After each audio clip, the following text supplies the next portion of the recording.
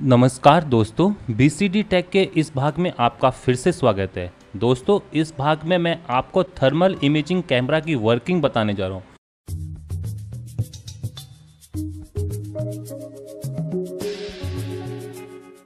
Thermal imaging camera की working अगर आप गूगल में सर्च करते हो तो आपको बहुत सारा डेटा मिल जाएगा और सबसे ऊपर आपको मिलेगा फ्लिर की साइट। फ्लिर की साइट में अगर देखा जाए तो आपको पता चलेगा कि फ्लिर नंबर 1 कंपनी है जो कि प्रोफेशनल लेवल के थर्मल कैमरास बनाती हैं। तो दोस्तों, ये थर्मल इमेजिंग कैसे वर्क करती है और कैसे ये नाइट विजन कैमरा से अलग है, मैं दोस्तों इस वीडियो एपिसोड में आपको यही बताने जा रहा हूँ। अगर फ्लिर की साइट की बात की जाए तो इसमें ये बता रहे हैं कि कैसे रिसेंट इनोवेशंस हैं उन्होंने इस थर्मल इमेजिंग कैमरा को बनाने में मदद की। तो इसमें जो सबसे बड़ा नाम आता है वो नाम है सर फ्रेडरिक विलियम्स हर्सल। ये एक बहुत बड़े फिलोसोफर थे अपने टाइम के। इन्होंने एक बहुत बड़ी इन्वेंशन की थी। इन्होंने क्या किया था, वाइट लाइट मतलब सनलाइट को प्रिज्म से पास किया और प्रिज्म से वो सनलाइट 7 कलर्स में टूट गई। और सर विलियम हर्सल ने उस समय हर कलर का टेम्परेचर चेक किया थर्मामीटर को लगा के। टेम्परेचर मेजरमेंट के जरिए उनको पता चला सबसे कम टेम्परेचर था अल्ट्रा वायलेट लाइट का। और जैसे जैसे वो विजिबल स्पेक्ट्रम में रेड की तरफ को बढ़ते गए तो उनको पता चला कि सबसे ज़्यादा टेम्परेचर होता है रेड का। तो दोस्तों, उन्होंने तो ये कंक्लूजन निकाल दिया कि रेड का सबसे ज़्यादा टेम्परेचर है और सबसे कम टेम्परेचर है वायलेट का या ब्लू लाइट का। दोस्तों, उनके दिमाग में पता नहीं क्या खुरापात आई, तो उन्होंने रेड की साइड को मतलब रेड की साइड को जहाँ पर वो स्पेक्ट्रम खत्म हो चुका था उस स्पेक्ट्रम की साइड के आगे थर्मामीटर रख दिया। तो उनको बहुत अचंभा लगा कि जहाँ पर कोई लाइट दिख नहीं रही थी वहाँ पर भी टेम्परेचर था और वो टेम्परेचर इन विजिबल में जो दिख रहा था उससे ज़्यादा था। तो दोस्तों, सबसे पहले सर विलियम हर्सल ही थे जिन्होंने इंफ्रारेड रीजन की जो खोज की। तो दोस्तों, कह सकते हैं कि उनकी ये खोज जो टेम्परेचर के साथ रिलेट करी है लाइट को, ये बहुत ड्रास्टिक इम्प्रूवमेंट था टेक्नोलॉजी के लिए।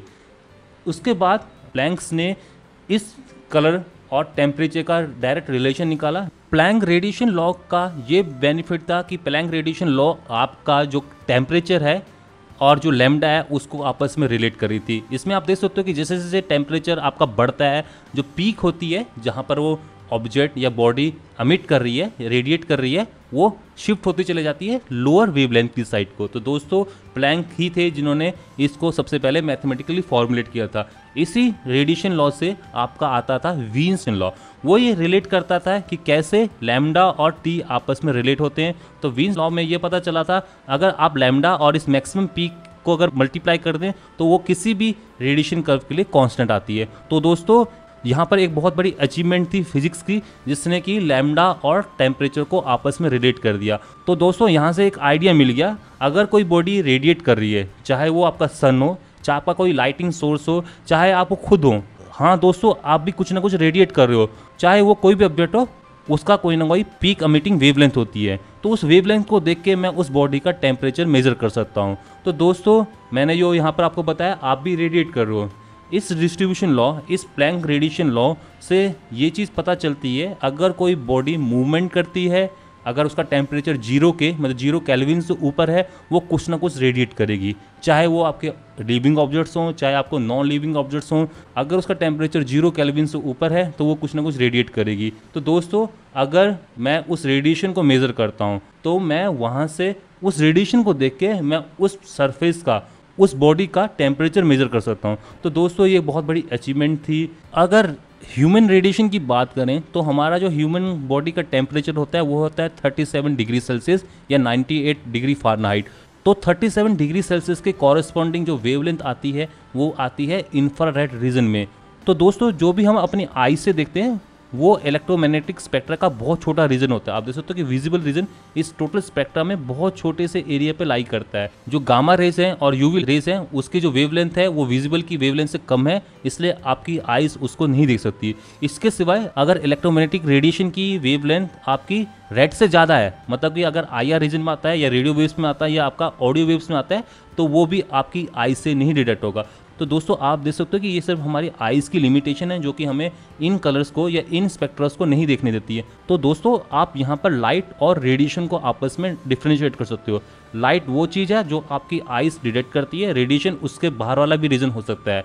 लाइट रेडिएशन का ही छोटा पार्ट है। तो दोस्तों, ह्यूमंस तो इंफ्रारेड को नहीं देख पाते, काफ़ी रेप्टाइल्स हैं जो इस इंफ्रारेड रीजन में लाइट को देख सकते हैं। उनकी स्पेशल एक टाइप का पिट होता है, जैसे कि रसल वाइपर हो गया, पिट वाइपर हो गया, उनकी जो आइस और नोज के बीच में एक छोटा सा ग्रंथि होती है, जिस ग्रंथि के जरिए वो इंफ्रारेड लाइट को देख सकते हैं। तो दोस्तों इस इंफ्रारेड लाइट का उनके जीवन में काफ़ी बड़ा उपयोग है। इस ग्रंथि के जरिए वो रात में भी किसी वार्म ऑब्जेक्ट का, जिसका कि टेम्परेचर इन्वायरमेंट से ज़्यादा है, उसको वो आराम से डिस्टिंग्विश कर सकते हैं, पहचान सकते हैं। और इसी तरीके से कोई भी सांप अपनी पिट ग्रंथि से रात में बहुत आराम से देख के अपना शिकार कर सकता है। तो दोस्तों देख सकते हो कि काफ़ी ऐसे जीव हैं जो इस इंफ्रारेड रीजन में लाइट को देख सकते हैं और उस वजह से वो अपना शिकार रात में भी कर पाए। तो दोस्तों ये तो हो गया एनिमल प्लैनेट्स की। तो दोस्तों जो सर फ्रेडरिक विलियम हर्सल की इन्वेंशन थी इंफ्रारेड की और इंफ्रारेड को टेम्परेचर के साथ रिलेट करने की, इसी सर विलियम हर्सल को लेके फ्लिर वालों ने काफ़ी प्रोडक्ट्स डिज़ाइन किए, इंडस्ट्रियल, कमर्शियल, होम और बहुत सारे स्टैंडर्ड्स के लिए उन्होंने प्रोडक्ट डिज़ाइन किए। उन्हीं में से एक प्रोडक्ट आता है जिसको हम लोग बोलते हैं फ्लिर वन। फ्लिर वन क्या है? फ्लिर वन आपका एक बहुत छोटी सी डिवाइस है जिसको कि आप अपने स्मार्टफोन में अटैच करके आप इंफ्रारेड रीजन की इमेज को कैप्चर कर सकते हो। तो दोस्तों देख सकते हो कि ये बहुत एडवांस टेक्नोलॉजी है। फ्लिर की बात करें तो फ्लिर काफ़ी रेपुटेटेड कंपनी है इस फील्ड में।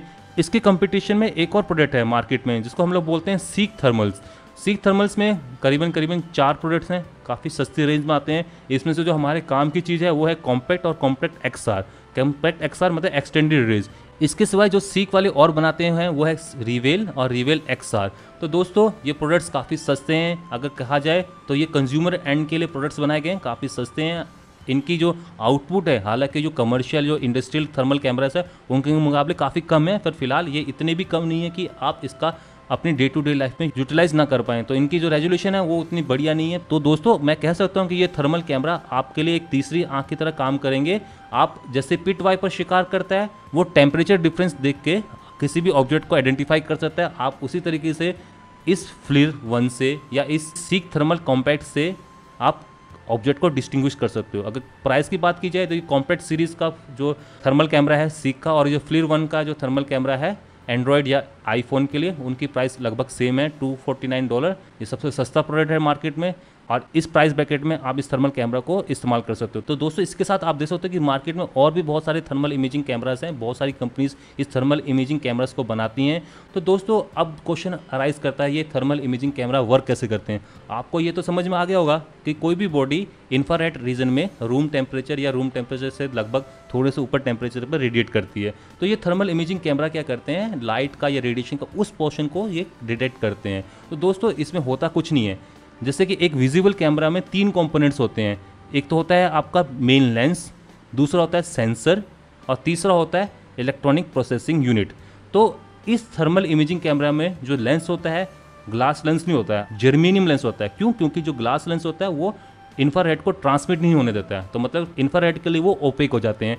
तो जर्मेनियम ब्लेस जो लेंसेज होते हैं वो यहाँ इस्तेमाल किए जाते हैं क्योंकि जर्मेनियम इंफ्रारेड लाइट को पास होने देता है। यहाँ पर क्या आता है, बैंड गैप का रिलेशन। अगर मटेरियल का बैंड गैप इनकमिंग लाइट की एनर्जी से कम है तो लाइट ऑब्जॉर्ब हो जाएगी। अगर मटेरियल का बैंड गैप इनकमिंग लाइट की एनर्जी से ज़्यादा है तो लाइट ट्रांसमिट हो जाएगी।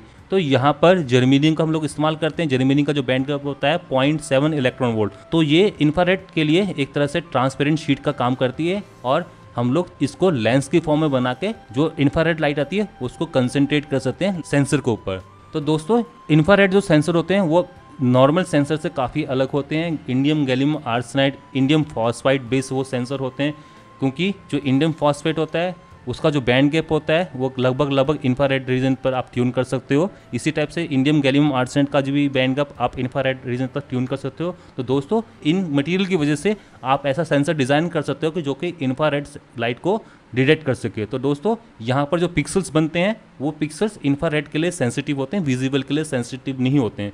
तो फिलहाल जो जर्मेनियम लेंस आप इस्तेमाल करो उसके बाद एक फ़िल्टर लगता है जो कि आपका विजिबल लाइट को ब्लॉक कर देता है और सिर्फ वो इंफ्रारेड लाइट को ही पास होने देता है। उसके बाद सेंसर पर पड़ती हैं जो कि इंफ्रारेड के लिए ही ट्यून होते हैं। उसके बाद जो करंट प्रोड्यूस करती है वो एक इमेज प्रोसेसिंग सिस्टम से पास होने के बाद आपको डिस्प्ले पर रिप्रेजेंट कर देते हैं। तो दोस्तों ये होती है एक इंफ्रारेड कैमरे की वर्किंग। तो दोस्तों अब तक आप समझ ही गए होंगे कि कैसे एक infrared thermal imaging camera work करता है। तो अब आती है नाइट विजन कैमरे की बारी। Night vision camera thermal imaging camera से टोटली डिफरेंट है। नाइट विजन कैमरा आपका एक विजिबल रेंज कैमरा है, करता क्या है, वो जो सनलाइट, मूनलाइट, स्टार लाइट्स या थोड़ी सी भी लाइट्स अगर आपके सीन के अंदर है जिसको आप कैप्चर कर रहे हो, तो वो लाइट कहीं ना कहीं से रिफ्लेक्ट होकर आपके ऑब्जेक्ट से आपके कैमरे की साइड को आएगी। तो वो कैमरे जो होता है वो इतना सेंसिटिव होता है, थोड़ी सी भी लाइट को वो डिटेक्ट कर लेता है, बाद में उस लाइट को वो एम्पलीफाई करता है फोटोन मल्टीप्लाई ट्यूब्स के जरिए। वो लाइट एम्पलीफाई होने के बाद आपको डिस्प्ले पर दिख जाएगी। तो दोस्तों जो नाइट विजन कैमरा होते हैं वो काफ़ी डिफरेंटली वर्क करते हैं और थर्मल इमेजिंग कैमरा अलग वे से वर्क करते हैं। तो दोस्तों कभी भी कंफ्यूज मत होना, इंफ्रारेड कैमरा अलग होते हैं, नाइट विजन कैमरा अलग होते हैं। अब दोस्तों इस थर्मल इमेजिंग कैमरा के टाइप्स पर आ जाते हैं। 2 टाइप के थर्मल इमेजिंग कैमरा होते हैं, एक होते हैं आपके अनकूल्ड और एक आपके होते हैं कूल्ड थर्मल इमेजिंग कैमरा। अनकूल्ड का मतलब कि उसमें आपको कूलिंग की जरूरत नहीं पड़ती, आपका जो इमेज सेंसर है वो नॉर्मल टेम्परेचर पे भी वर्क कर सकता है। कूल्ड थर्मल कैमरा आपके कॉस्टली थर्मल कैमराज हैं, उसमें आप क्रायोजेनिक कूलिंग की इस्तेमाल करते हो, जिसके जरिए आप अपने सेंसर को ठंडा रखते हो। और उसका फ़ायदा ये होता है कि वो बहुत सेंसिटिव हो जाता है, 0.1 degree Celsius, even 0.01 degree Celsius के टेम्परेचर वेरिएशन को भी वो मेजर कर सकता है।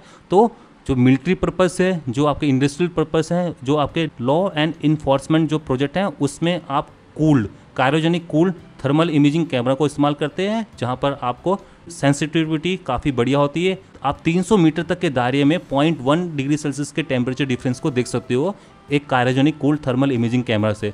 उसके उल्टा अगर आप अनकूल्ड कैमरे की बात करें तो उनकी जो सेंसिटिविटी होती है वो कम होती है, काफ़ी शॉर्ट डिस्टेंस तक ही वो टेम्परेचर वेरिएशन को मेजर कर सकते हैं। छोटे मोटे प्रोजेक्ट्स के लिए, छोटे मोटे इलेक्ट्रॉनिक्स इक्विपमेंट्स की फंक्शनिंग चेक करने के लिए, गैजेट्स की वर्किंग चेक करने के लिए, मैकेनिकल वर्कशॉप में कैलिब्रेशन करने के लिए आप इन अनकूल्ड सिस्टम को इस्तेमाल कर सकते हो। और इनकी जो कॉस्ट होती है वो भी काफ़ी कम होती है compare to cryogenic cooled thermal imaging. तो दोस्तों मुझे लगता है ये सफिशिएंट है, आपको अब समझ में आ गया होगा कि थर्मल इमेजिंग कैमरा क्या होते हैं और ये कैसे वर्क करते हैं, मार्केट में कौन से सस्ते कैमरा अवेलेबल हैं और कैसे आप इन कैमरा के जरिए किसी भी मैकेनिकल सिस्टम, इलेक्ट्रॉनिक सिस्टम और आपके हाउसिंग सिस्टम में टेम्परेचर और हीट लॉस को आप मेजर कर सकते हो। तो दोस्तों मैं आशा करता हूँ कि आपको ये वीडियो पसंद आई होगी। अगर आपको ये पसंद आए तो लाइक कर दीजिए इस वीडियो को, अगर आपको ये ना पसंद आए तो डिसलाइक कीजिए। और साथ ही में कमेंट सेक्शन में हमें ये भी बताइए कि आपने इस वीडियो को क्यों डिसलाइक किया, ताकि हम अपनी आगे आने वाली वीडियोस को इम्प्रूव कर सकें। और दोस्तों हमारे चैनल को सब्सक्राइब करना भी ना भूलें, सब्सक्रिप्शन लिंक आपको नीचे देखने को मिल जाएगा। और मेरी आगे आने वाली अन्य तकनीकी वीडियोस, गैजेट्स रिव्यूज़ और मोबाइल फ़ोन रिव्यूज़ के लिए हमारे चैनल को देखते रहिए। धन्यवाद, नमस्कार, जय हिंद, जय भारत।